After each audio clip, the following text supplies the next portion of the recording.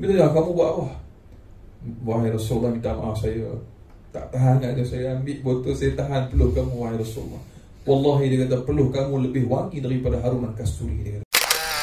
Alhamdulillah juga ribuan terima kasih kepada semua yang hadir pada hari ini. Yang pertama sekali nak diucapkan ribuan terima kasih di atas kerjasama iaitu pihak Jawi dengan Biro Agama iaitu Persatuan Musliman Malaysia.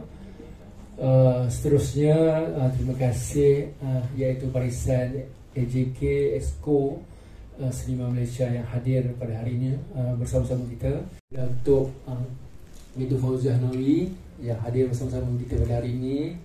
Terima kasih juga iaitu Ketua Timbalan Presiden Seriman Rinatan dan juga semua yang hadir pada hari ini. Setiap kali program, sebelum mula program, kita akan baca tahlil ataupun baca yasin. Cuma hari ini kita berlainan sikit sebab hari ini kita nak bersama-sama berselawat. Nabi Muhammad sallallahu alaihi wasallam, fattabi'uni yuhibbukumullah, niscaya Allah kasih ataupun mengasihi kamu. Wa yaghfir lakum dzunubakum, mengampunkan dosa-dosa kamu. Wallahu ghafurur rahim, dan Allah Maha Pengampun lagi Maha Mengasihani. Surahul Azim. Alhamdulillah, terima kasih kepada Fadil kekanda saya Abang Salman Al-Farisi. Tanpa mak ayah kita, siapalah kita pada hari ini? Jadi setelah Allah dan Rasul, iaitulah wabil walidaini ihsana, berbuat baiklah kamu kepada ibu dan ayah kamu. Itu adalah perintah daripada Allah dalam Quran. Jadi tanpa Nabi SAW, siapalah kita pada hari ini? Itulah pada lagu tu, siapalah aku di pandangan. Lebih kurang itulah. Saya pun tak tahu pun nak pandai menyanyi kan. Berlakon boleh lah.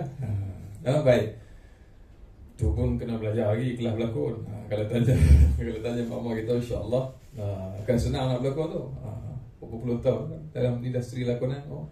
Itu 50 tahun. Saya pun baru kuliah tahun 2014 dan 2013, 14 lebih kurang. Nak masuk tahun ke-10. Saya ni nampak muda tu. Anak baru 2 orang. Alhamdulillah, isteri pun baru seorang. Alhamdulillah. Ada 3 lagi lah. Oh, ada sebut baru kan? Silap, minta maaf. Ada buat recording lah? Oh, ada live. Minta tolong cancel live. Baik, tak apa, saya dah bawa isteri saya datang lah. Jadi dia pun dah kenal lah, insyaAllah. Baik, jadi kalau saya nakal tu, dia boleh report lah. Baik, kalau kita lihat di skrin di belakang ini, adanya satu masjid yang berkubah, yang kubah hijau ni, iaitu satu tempat yang cukup bermakna untuk kita, terutamanya bagi yang pernah sampai mengerjakan umrah ataupun haji. Kita dah ziarah Nabi SAW di Madinatul Munawwarah, maka pastinya ingatan kita akan terpaut, kerinduan kita kepada Nabi SAW. Kalau kita perasan di sini ada tak? Oh, sebelah ada kubah depan tu. Apa, kubah yang warna silver tu kan? Tahu tak itu apa? Bawah dia tu ada apa? Itu adalah Allahumma salli ala sayyidina Muhammad, balik cari sendiri. Saja pula lah. Baik. Kalau kita tengok di sini, dia ada beberapa lagi, ni tak berapa nak besar ni struktur binaan ni. Jadi kalau nak tengok yang keseluruhan tu, termasuklah tapak rumahnya Nabi SAW dengan Sayyidatina Aisyah radhiyallahu anha, dan juga maqam ataupun bersemadinya sahabat Nabi yang lain, iaitu Sayyidina Abu Bakar As-Siddiq radhiyallahu anhu dan juga Sayyidina Umar Al-Khattab radhiyallahu anhu. Jadi bila kita masuk ke dalam Raudhah, kita keluar ataupun kita masuk pintu Babus Salam, sampailah kita keluar menuju ke maqam Nabi SAW, kita akan memberikan salam juga. Selain daripada Nabi SAW, kita akan bagi dulu Assalamualaikum ya Abu Bakar As-Siddiq radhiyallahu anhu, Assalamualaikum ya Umar bin Khattab radhiyallahu anhu. Kemudian kita akan bagi salam kepada Nabi SAW. Dia ada pintu Babus Salam, Babul Jibril dan sebagainya. Dan tiang-tiang di dalam itu tak dapat saya nak gambarkan satu persatu. InsyaAllah kalau tuan-tuan pergi umrah dengan saya, InsyaAllah saya tunjuklah. Kadang-kadang tu kalau kita dah sampai, kita tak pasti di Baqi' itu ni kubur siapa, ni makam siapa. Jadi kebiasaannya kalau kita pergi dengan beberapa orang-orang yang dah biasa di Mekah ataupun Madinah, mereka akan bagi tahu kebiasaannya tempat yang askar itu berdiri itu ialah tempat ataupun bersemadinya jasad-jasad orang-orang yang penting dalam sejarah Islam. Itulah yang digambarkan kepada kami ketika mana khusus umrah satu ketika dahulu, dan bila saya bawa jemaah, dan ternyata seperti mana yang dilokasikan di dalam peta, maka itulah tempatnya. Antaranya ialah makam Sayyidatina Aisyah radhiyallahu anha, dan juga isteri-isteri Nabi yang lain. Nah, kemudian anak-anak Rasulullah. Kemudian kalau di Allahumma shalli ala sayyidina Muhammad, di antara Mekah dan Madinah ada satu laluan itu bersemadinya ibunda Nabi SAW, namanya Siti Aminah, iaitu di Abwa disebut. Satu kawasan yang agak sunyi, agak lapang dan sunyi. Sekarang telah dipagar kawasan itu. Kerana untuk mengelakkan katanya lah, untuk mengelakkan daripada orang buat benda-benda yang tidak elok. Baik, jadi ala kulli hal, kenapa saya cerita itu? Kerana untuk membangkitkan satu rasa betapa kita sangat beruntung menjadi umat Nabi Muhammad sallallahu alaihi wasallam.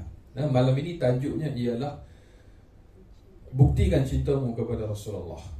Okey, kalau kita cinta kepada seseorang, bagaimana cara untuk kita membuktikan cinta kita kepada orang tersebut? Dengan cara menghalalkannya. Contoh, kan kalau dulu kan, kalau masih ingat zaman suami kita ngorak kita dulu, encik tunang dia panggil kan. Sebelum encik tunang dia panggil encik boyfriend dia panggil kan. Zaman sekarang dia tak panggil boyfriend. Saya pernah ceramah di satu sekolah, budak tu baru dah jam 4, dia dah ada boyfriend girlfriend. Dia panggil apa tau? Papa mama. Terror tak terror? Terror tak terror? Budak dah jam 4, papa dah. Saya kata, mana papa? Tu dekat depan, dia kata. Hebat tak hebat. Saya pergi ceramah di situ sekolah. Ini anak-anak kita pada hari ni tu. Bayangkan, dah jam 4 panggil papa. Papa aku pulang dari kota kan. Lebih kurang tu lah. Jadi mengapa mereka menjadi seperti itu?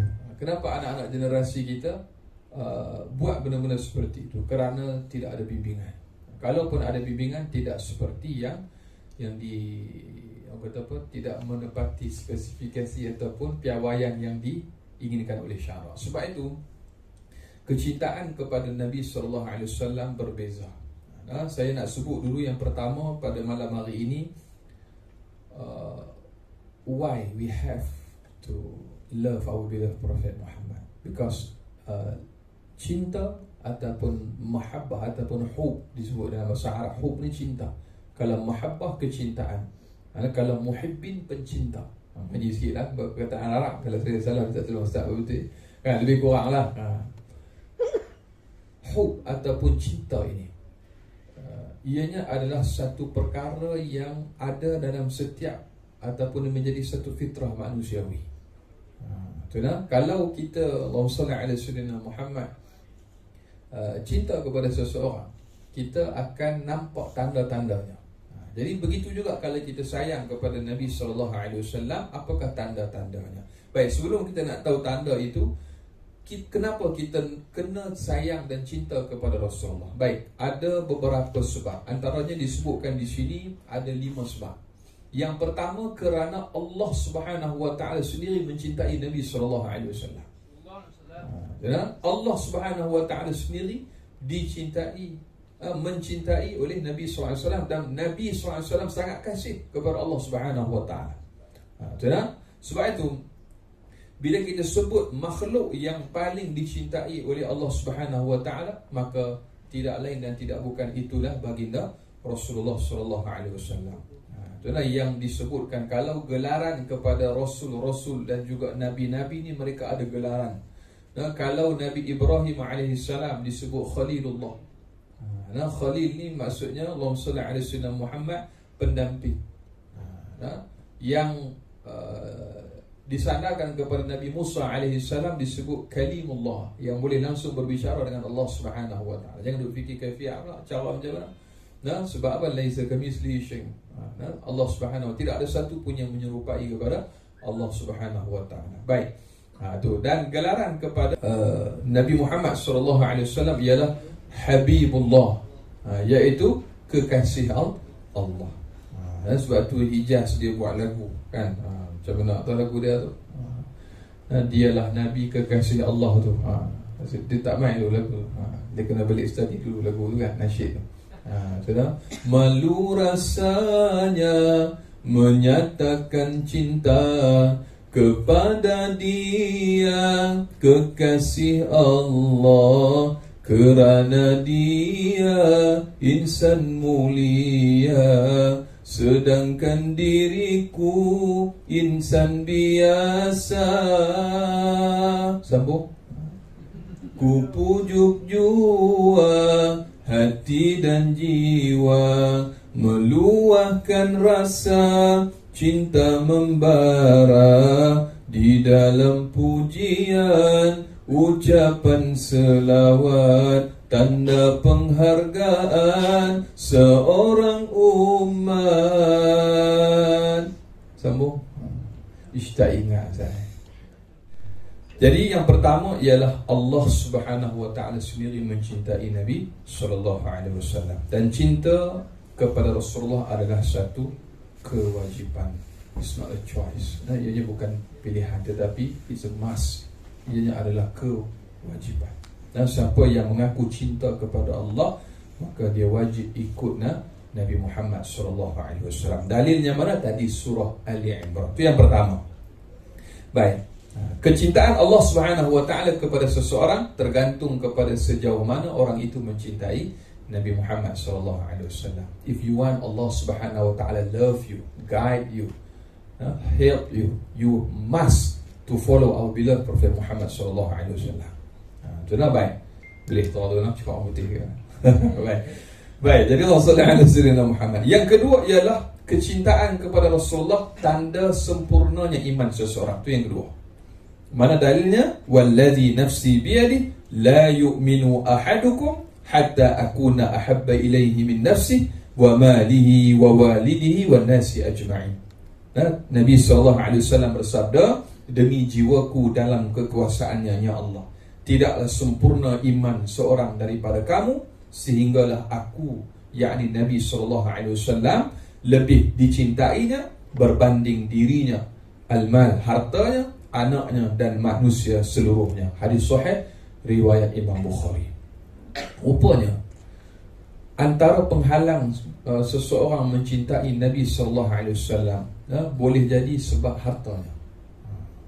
Ada orang yang kerana hartanya dia tidak mahu ikut Nabi sallallahu alaihi wasallam. Ada orang kerana keluarganya, isteri ataupun anaknya, menyebabkan dia meninggalkan Nabi sallallahu alaihi wasallam. Ada orang kerana kedudukan yang dimilikinya, dia meninggalkan jalan yang disyariatkan oleh Nabi sallallahu alaihi wasallam. Jadi sebab itu kena berhati-hati dengan apa yang kita miliki. Jadi baik, ada keluar gambar kan?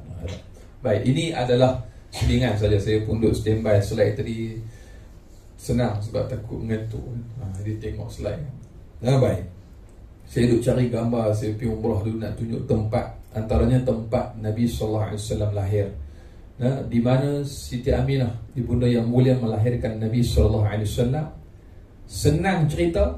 Kalau pergi di Mekah, kan, Syed Abi Talib dekat belakang tu, dekat dengan tempat air Zam-Zam di pam tu, macam tempat wuduk tu kan, ada satu perpustakaan kan? Ada satu perpustakaan namanya Maktabah Mekah Al-Mukarramah. Maktabah ni maksudnya perpustakaan lah, library. Di perpustakaan itulah, menurut riwayat dari satu generasi ke satu generasi, sampailah pada hari ini, disitulah rumah di mana Nabi SAW dilahirkan oleh ibunda yang mulia Siti Aminah.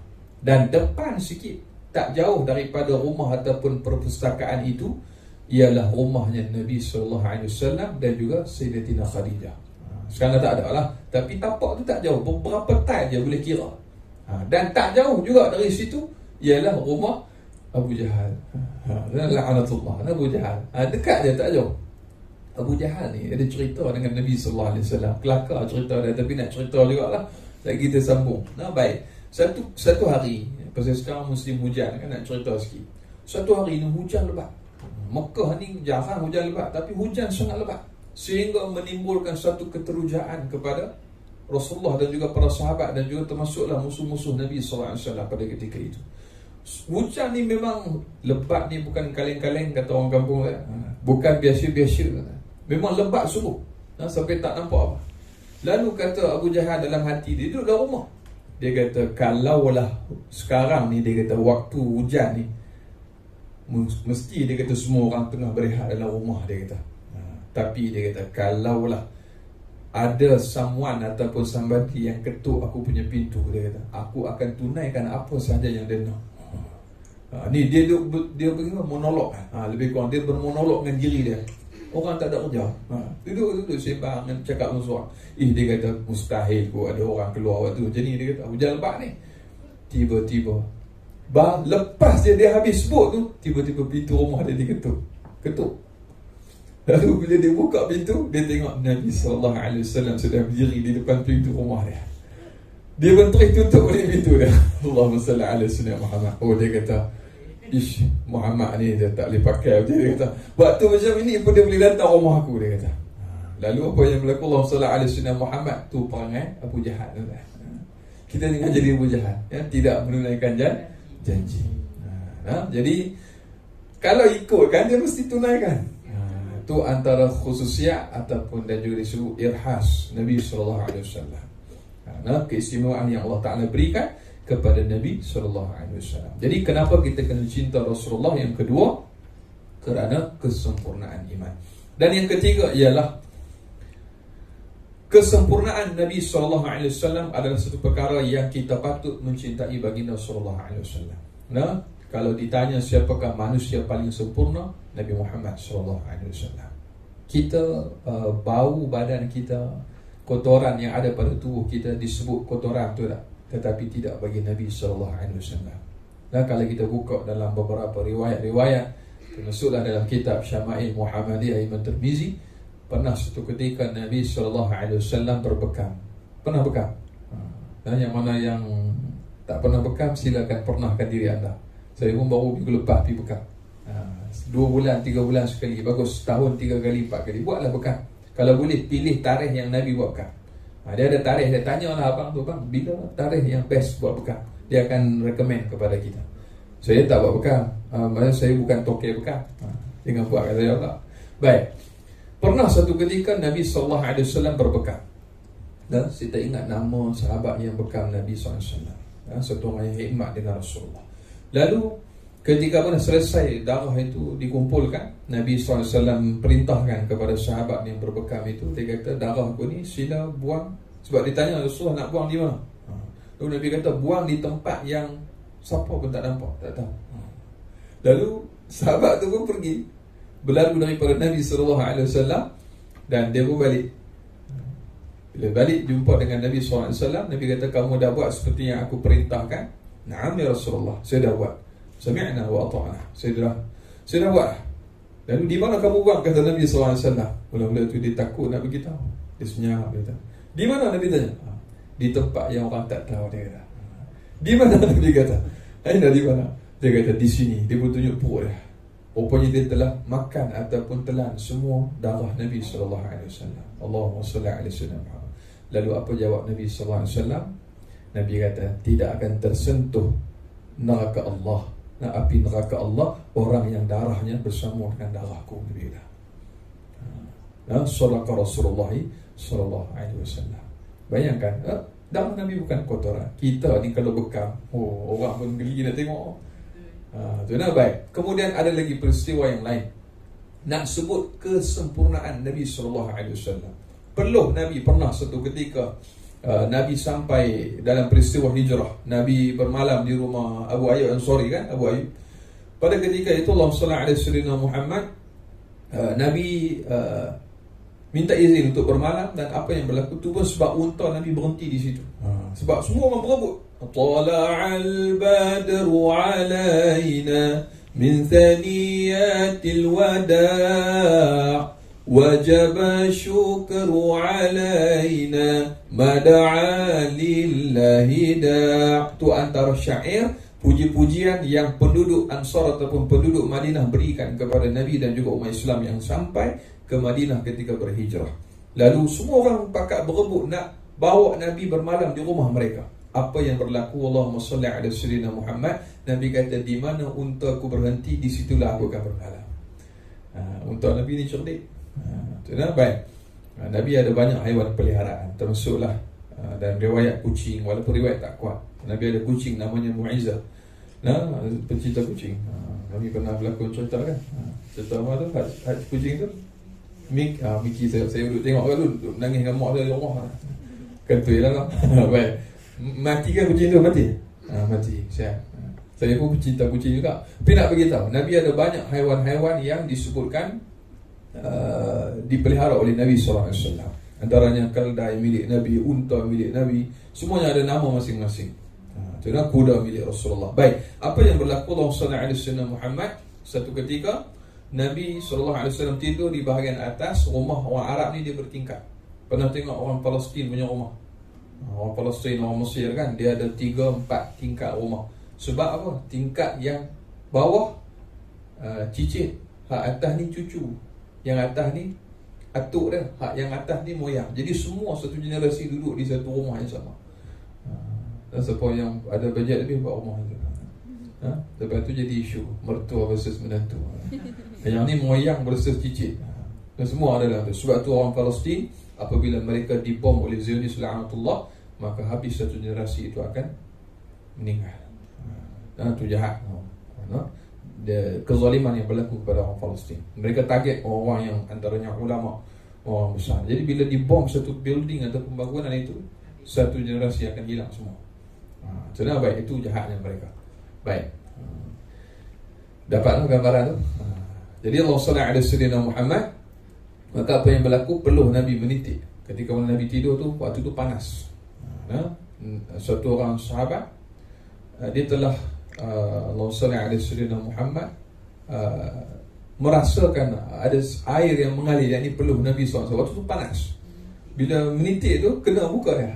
Dia pun ambil, dia tahu, subhanallah, kata, lebih wangi daripada misk, kata, wallah, dia kata, lebih wangi daripada haruman kasturi, dia kata. Dia pun heran, dia kata, mesti ini adalah peluh Nabi SAW. Dia pun bimbang, dia kata, mungkin Nabi tak selesa. Dia nak ketuk pintu bilik Nabi, tapi dia tak sampai hati. Akhirnya dia buat apa? Dia pun ambil Allahumma salli ala sayyidina Muhammad, dia nganga mulut dia. Yang tu dalam riwayat yang pertama ialah sahabat tu tadahkan mulut dia, nganga. Lalu dia minum peluh Nabi SAW.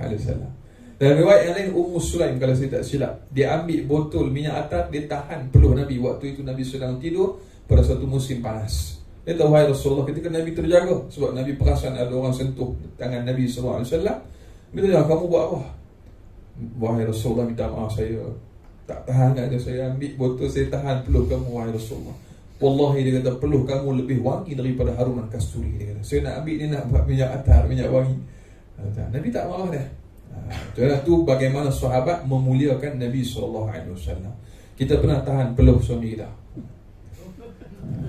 Suami kita tidur, bantal tu keluar yang dia besi, kita pernah tahan. Nak buat kenangan abang, isu abang pergi outstation apa, saya tak ada bosan dengan dia kata. Tak ada. Itu dah baik. Baik. Kalau ada. Itu dah baik. Jadi semua ini adalah menunjukkan betapa baginda sallallahu alaihi wasallam insan yang sangat mulia dan juga sempurna. Baik, kemudian yang seterusnya, kesungguhan Nabi sallallahu alaihi wasallam yang luar biasa dalam berdakwah. Manakan tidak, Nabi sallallahu alaihi wasallam seorang insan yang sangat besar pengorbanannya untuk mengajak manusia beriman kepada Allah, mengeluarkan manusia daripada kegelapan kepada cahaya. Laqad ja'akum rasulun min anfusikum azizun 'alaihi ma 'anittum harisun 'alaikum bil mu'minina raufur rahim. Subhanallahul azim. Telah datang kepada kamu seorang rasul daripada kalangan kamu sendiri, yaitu Nabi Muhammad sallallahu alaihi wasallam, yang amat berat menanggung kepayahan, kesusahan untuk siapa? Untuk mengajak umatnya beriman kepada Allah Subhanahu wa taala, menanggung segala keperitan. Itu Nabi sallallahu alaihi wasallam. Nama Allah Asma'illahil Husna Ar-Rauf dan Ar-Rahim disandarkan kepada Nabi Muhammad sallallahu alaihi wasallam. Tu Saya sebut 3 cukup lah. Kenapa kita kena cinta kepada Nabi SAW?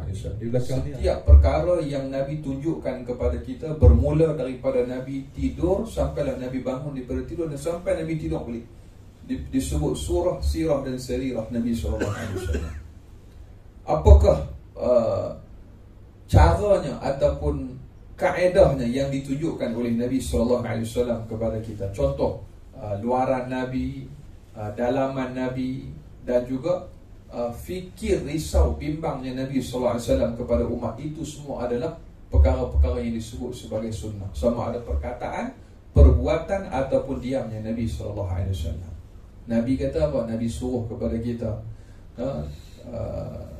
berdasarkan dalil daripada Al-Quran, wa aqimus salah wa atuz zakat warka'u ma'ar raki'in. Itu dalil dalam Quran. Dan suruh kita sembahyang, suruh kita keluarkan zakat, suruh kita apa lagi? Berpuasa. Kutiba alaikumus siyam kama kutiba alal ladzina min qablikum la'allakum tattaqun. Suruh kita puasa.